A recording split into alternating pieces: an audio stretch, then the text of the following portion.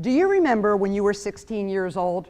I do. I remember it like it was yesterday. I had just gotten my driver's license. I thought I was so grown up, so cool, and all I wanted to do was drive. My mother had a different idea though. She would let me drive, but she would only let me drive down to the mailbox, which was about 5 houses down the street. I have never mailed so much mail in my entire life. And then one day she hands me the keys. She says, "Here, you can drive to Nana's house."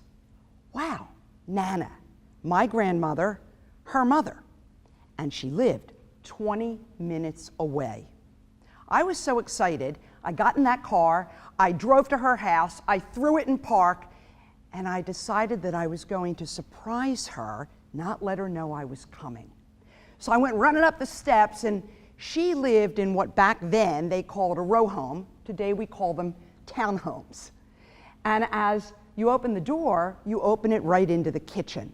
And as I opened that door and turned the key in the lock that day, I will never, ever forget what I saw. I want you to know something first about my grandmother. She had crippling rheumatoid arthritis.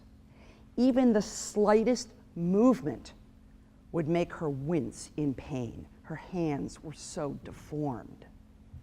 And you know, she used to come to our house sometimes on Sunday nights for dinner, and she wore these ace bandages that were wrapped so tight around her hands and around her wrists to keep them from moving. And they had these clips that were kind of magnetic. And she used to go to pick up a fork or a spoon to eat dinner, and the fork or the spoon would stick and hang onto the clips, and my brothers and I would just howl with laughter. We thought it was so funny.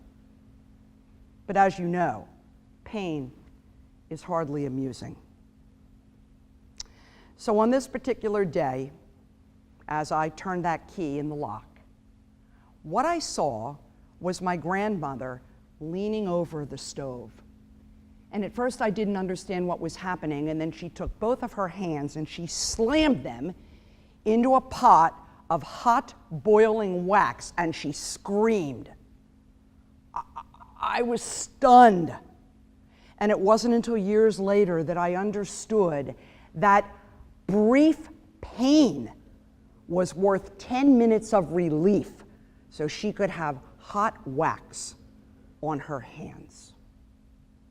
You know, back then they didn't have any therapies for rheumatoid arthritis. But today, you create these therapies. You are leading experts. You are key opinion leaders. You change lives like the lives of my grandmother. And many of you are the smartest people in the room. But being the smartest person in the room does not make you an excellent communicator. I want you to think of communicating as what I'm calling the 3 E's. How you can become engaging, how you can become more efficient, how you can become easy to understand. When you start putting information into context, you start connecting with people in a much greater way. And if you are able to do that, then you are able to make a difference for the grandmothers of the future.